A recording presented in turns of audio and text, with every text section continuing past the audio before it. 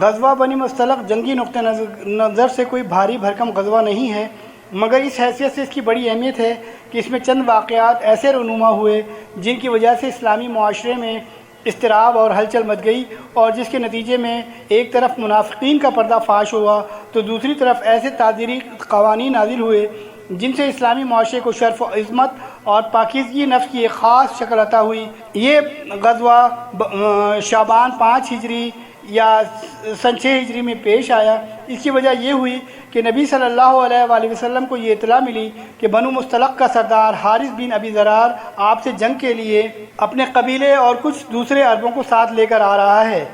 آپ نے بریدہ بن حصیب اسلمی رضی اللہ عنہ کو تحقیق کے لیے روانہ فرمایا۔ انہوں نے اس قبیلے میں جا کر حارث بن ضرار سے ملاقات اور بات چیت کی اور واپس آ کر رسول اللہ کو حالات سے باخبر کیا۔ جب آپ کو خبر کی صحت کا اچھی طرح یقین آ گیا تو آپ نے صحابہ کرام کو تیاری کا حکم دیا اور بہت جلد روانہ ہو گئے۔ روانگی 2 شعبان کو ہوئی۔ اس غزوے میں آپ کے ہمراہ منافقین کی بھی ایک بڑی جماعت تھی جو اس سے پہلے کسی غزوے میں نہیں گئی تھی۔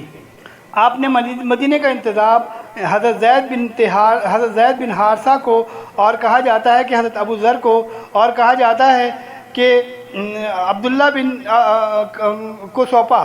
حارث بن ضرار نے اسلامی لشکر کی خبر لانے کے لیے ایک جاسوس بھیجا تھا، لیکن مسلمانوں نے اسے گرفتار کر کے قتل کر دیا۔ جب حارث بن ضرار اور اس کے رفقا کو رسول اللہ کی روانگی اور اپنے جاسوس کے قتل کیے جانے کا علم ہوا تو وہ سخت خوفزدہ ہوئے، اور جو عرب ان کے ساتھ تھے وہ سب بکھر گئے۔ رسول اللہ چشمہ مریسی تک پہنچے تو بنو مصطلق آمادہ جنگ ہو گئے۔ رسول اللہ صلی اللہ علیہ وآلہ وسلم اور صحابہ کرام نے بھی صف بندی کر لی۔ پورے اسلامی لشکر کے علمبردار حضرت ابو بکر رضی اللہ عنہ تھے، اور خاص انصار کا پھریرا حضرت سعد بن عبادہ رضی اللہ عنہ کے ہاتھ میں تھا۔ کچھ دیر فریقین میں تیروں کا تبادلہ ہوا۔ اس کے بعد رسول اللہ کے حکم سے صحابہ کرام نے یکبارگی حملہ کیا اور فتح یاب ہو گئے۔ مشرکین نے شکست کھائی اور کچھ مارے گئے۔ عورتوں اور بچوں کو قید کر لیا گیا۔ مویشی اور بکریاں بھی ہاتھ آئیں۔ مسلمانوں کا صرف ایک آدمی مارا گیا جسے ایک انصار نے دشمن کا آدمی سمجھ کر مار دیا تھا، کیونکہ اس غزوے میں لڑائی نہیں ہوئی تھی، بلکہ آپ نے چشمے کے پاس ان پر چھاپا مار کر عورتوں اور بچوں اور مال مویشی پر قبضہ کر لیا تھا، جیسا کہ صحیح بخاری میں ہے کہ رسول اللہ نے بنو مصطلق پر چھاپا مارا اور وہ غافل تھے الی آخر الحدیث۔ قیدیوں میں حضرت جویریہ رضی اللہ عنہا بھی تھیں، جو بنو المصطلق کے سردار حارث بن ابی ضرار کی بیٹی تھیں۔ وہ ثابت بن قیس کے حصے میں آئیں۔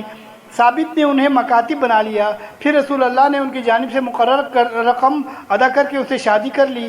اس شادی کی وجہ سے مسلمانوں نے بنو المصطلق کے 100 گھرانے کو جو مسلمان ہو چکے تھے آزاد کر دیا۔ کہنے لگے کہ یہ لوگ رسول اللہ کے سسرالی لوگ ہیں۔ یہ ہے اس غزوے کی رودات۔ باقی رہے وہ واقعات جو اس غزوے میں پیش آئے تو چونکہ ان کی بنیاد عبداللہ بن ابی رئیس المنافقین اور ان کے رفقا تھے، اس لیے بھیجا نہ ہوگا کہ پہلے اسلامی معاشرے کے اندر ان کے کردار اور رویے کی جھلک پیش کر دی جائے۔ عبداللہ بن ابی کو اسلام اور مسلمانوں سے عموماً اور رسول اللہ صلی اللہ علیہ وسلم سے خصوصاً بڑی قد تھی، چونکہ اوس و خزرج کے اس کی قیادت پر متفق ہو چکے تھے، اور اس کی تاج پوشی کے لیے مونگوں کا ایک تاج پہنایا جا رہا تھا کہ اتنے میں مدینے کے اندر اسلام کی شعائیں پہنچ گئیں اور لوگوں کی توجہ ابن ابی سے ہٹ گئی۔ اس لیے اسے احساس تھا کہ رسول اللہ نے اس کی بادشاہت چھین لی ہے۔ اس کی یہ قد اور جلن ابتدائے ہجرت ہی سے واضح تھی، جبکہ ابھی اس نے اسلام کا اظہار بھی نہیں کیا تھا۔ پھر اسلام کا اظہار کرنے کے بعد اس کی یہی روش رہی۔ چنانچہ اس کا اظہار اسلام سے پہلے ایک بار رسول اللہ صلی اللہ علیہ وسلم گدھے پر سوار حضرت سعد بن عبادہ کی عیادت کے لیے تشریف لے جا رہے تھے کہ راستے میں ایک مجلس سے گزر ہوا جس میں عبداللہ بن ابی بھی تھا۔ اس نے اپنی ناک ڈھک لی اور بولا، ہم پر غبار نہ اڑاؤ۔ پھر جب رسول اللہ نے اہل مجلس پر قرآن کی تلاوت فرمائی تو کہنے لگا، آپ اپنے گھر میں بیٹھیے، ہماری مجلس میں قرآن سنا کر ہمیں تنگ نہ کیجیے۔ یہ اظہار اسلام سے پہلے کی بات ہے، لیکن جنگ بدر کے بعد جب اس نے ہوا کا رخ دیکھ کر اسلام کا اظہار کیا، تب بھی وہ اللہ اور اس کے رسول اور اہل ایمان کا دشمن ہی رہا، اور اسلامی معاشرے میں انتشار برپا کرنے اور اسلام کی آواز کمزور کرنے کی مسلسل تدبیریں سوچتا رہا۔ وہ اعدائے اسلام سے بڑا مخلصانہ ربط رکھتا تھا، چنانچہ بنو قینقاع کے معاملے میں نہایت نامعقول طریقے سے دخل انداز ہوا تھا۔ اسی طرح اس نے غزوہ احد میں بھی شر، بدہدی، مسلمانوں میں تفرق اور ان کی صفوں میں بے چینی، وہ انتشار اور کھلبلی پیدا کرنے کی کوششیں کی تھی۔ اس منافق کے مکر و فریب کا یہ عالم تھا کہ یہ اپنے اظہار اسلام کے بعد ہر جمعے کو جب رسول اللہ خطبہ دینے کے لیے تشریف لاتے تو پہلے خود کھڑا ہو جاتا اور کہتا، لوگو یہ تو ہمارے درمیان اللہ کے رسول ہیں، اللہ نے ان کے ذریعے تمہیں عزت و احترام بخشا ہے، لہذا ان کی مدد کرو، انہیں قوت پہنچاؤ، ان کی بات سنو اور مانو۔ اس کے بعد بیٹھ جاتا اور رسول اللہ اٹھ کر خطبہ دیتے۔ پھر اس کی ڈھٹائی اور بے حیائی اس وقت انتہا کو پہنچ گئی جب جنگ احد کے بعد پہلا جمعہ آیا، کیونکہ یہ شخص اس جنگ میں اپنی بدترین دغابازی کے باوجود خطبے سے پہلے پھر کھڑا ہو گیا اور وہی بات دہرانی شروع کی جو اس سے پہلے کہا کرتا تھا۔ لیکن اب کی بار مسلمان نے مختلف اطراف سے اس کے کپڑے پکڑ کر کہا، او اللہ کے دشمن، بیٹھ جا، تو نے جو حرکتیں کی ہیں اس کے بعد اب تو اس لائق نہیں رہ گیا۔ اس پر وہ لوگوں کی گردنیں پھلانگتا ہوا اور بڑبڑاتا ہوا باہر نکل گیا کہ میں ان صاحب کی تائید کے لیے اٹھا تو معلوم ہوتا کہ میں نے کوئی مجرمانہ بات کہہ دی۔ اتفاق سے دروازے پر ایک انصاری سے ملاقات ہو گئی۔ انہوں نے کہا، تیری بربادی ہو، واپس چل، رسول اللہ تیرے لیے دعا و مغفرت کر دیں گے۔ اس نے کہا، خدا کی قسم میں نہیں چاہتا کہ وہ میرے لیے مغفرت کی دعا کریں۔ علاوہ ازیں ابن ابی نے بنو نذیر سے رابطہ قائم رکھا تھا اور اسے مل کر مسلمانوں کے خلاف درپردہ سازشیں کرتا تھا۔ اسی طرح عبداللہ بن ابی اور اس کے رفقا نے جنگ خندق میں مسلمانوں کے اندر اضطراب اور کھلبلی مچانے اور انہیں مرعوب و دہشت زدہ کرنے کے لیے طرح طرح کے جتن کیے، اور جب منافقین اور وہ لوگ جن کے دلوں میں بیماری ہے کہہ رہے تھے کہ ہم سے اللہ اور اس کے رسول نے جو وعدہ کیا وہ محض فریب تھا، اور جب ان میں سے ایک گروہ کہہ رہا تھا کہ اے یثرب والو، اب تمہارے لیے ٹھہرنے کی گنجائش نہیں، لہذا پلٹ چلو، اور ان کا ایک فریق یہ کہہ کر نبی سے اجازت طلب کر رہا تھا کہ ہمارے گھر کھلے پڑے ہیں، یعنی ان کی حفاظت کا انتظام نہیں، حالانکہ وہ کھلے پڑے نہ تھے۔ یہ لوگ محض بھاگنا چاہتے تھے، اور اگر شہر کی طرف سے ان پر دھاوا بول دیا گیا ہوتا اور ان سے فتنے میں شرکت کا سوال کیا گیا ہوتا تو یہ اس پہ جا پڑتے اور بمشکل ہی کچھ رکتے۔ انہوں نے اس سے پہلے اللہ سے عہد کیا تھا کہ پیٹھ نہ پھیریں گے اور اللہ سے کیے ہوئے عہد کی باز پرس ہو کر رہنی ہے۔ آپ کہہ دیجئے کہ تم موت یا قتل سے بھاگو گے تو یہ بھگدڑ تمہیں نفع نہ دے گی، اور ایسی صورت میں تمتع کا تھوڑا ہی موقع دیا جائے گا۔ آپ کہہ دیں کہ کون ہے جو تمہیں اللہ سے بچا سکتا ہے اگر وہ تمہارے لیے برا ارادہ کرے یا تم پر مہربانی کرنا چاہے، اور یہ لوگ اللہ کے سوا کسی اور کو حامی و مددگار نہیں پائیں گے۔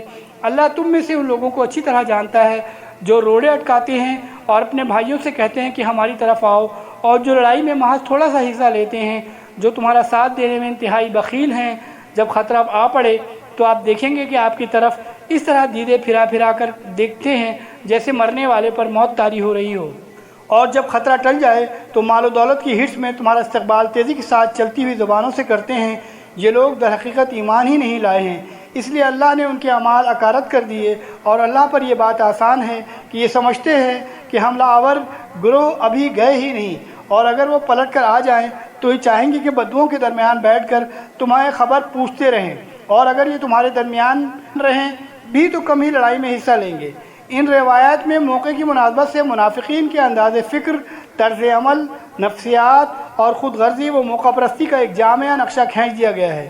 ان سب کے باوجود یہود، منافقین اور مشرکین غیر سارے ہی اعداء اسلام کو یہ بات اچھی طرح معلوم تھی کہ اسلام کے غلبے کا سبب مادی توفق یعنی اسلحے، لشکر اور تعداد کی کثرت نہیں، بلکہ اس کا سبب وہ خدا پرستی اور اخلاقی قدریں ہیں جن سے پورا معاشرہ، دین اسلام سے تعلق رکھنے والا ہر فرد سرفراز و بہرہ مند ہے۔ ان پر اعداء اسلام کو یہ بھی معلوم تھا کہ اس فیض کا سرچشمہ رسول کی ذات گرامی ہے، جو ان اخلاقی قدروں کا معجزے کی حد تک سب سے بلند نمونہ ہے۔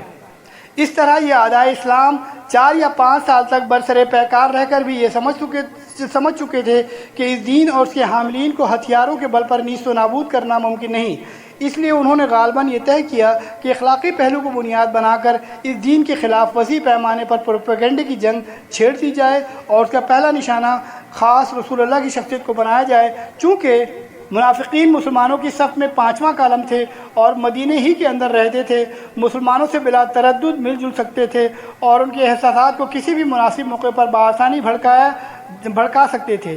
اس لیے اس پروپیگنڈے کی ذمہ داری ان منافقین نے اپنے سر لی یا ان کے سر ڈال دی گئی، اور عبداللہ بن ابی رئیس المنافقین نے اس کی قیادت کا بیڑا اٹھایا۔ ان کا یہ پروگرام اس وقت ذرا زیادہ کھل کر سامنے آیا جب حضرت زید بن حارثہ نے حضرت زینب کو طلاق دی اور نبی صلی اللہ علیہ وآلہ وسلم نے ان سے شادی کی۔ چونکہ عرب کا دستور چلا آ رہا تھا کہ وہ منہ بولے بیٹے کو اپنا حقیقی لڑکے کا درجہ دیتے تھے اور اس کی بیوی کو حقیقی بیٹے کی بیوی کی طرح حرام سمجھتے تھے، اس لیے جب نبی نے حضرت زینب سے شادی کی تو منافقین کو نبی صلی اللہ علیہ وسلم کے خلاف شور و شغب برپا کرنے کے لیے اپنی دانست میں وہ کمزور پہلو ہاتھ آئے۔ ایک یہ کہ حضرت زینب آپ کی 5ویں بیوی تھی، جبکہ قرآن نے 4 سے زیادہ بیویاں رکھنے کی اجازت نہیں دی ہے، اس لیے یہ شادی کیوں کر ہو سکتی ہے؟ دوسرے یہ کہ زینب آپ کے بیٹے یعنی منہ بولے بیٹے کی بیوی تھی، اس لیے عرب دستور کے مطابق ان سے شادی کرنا نہایت سنگین جرم اور زبردست گناہ تھا۔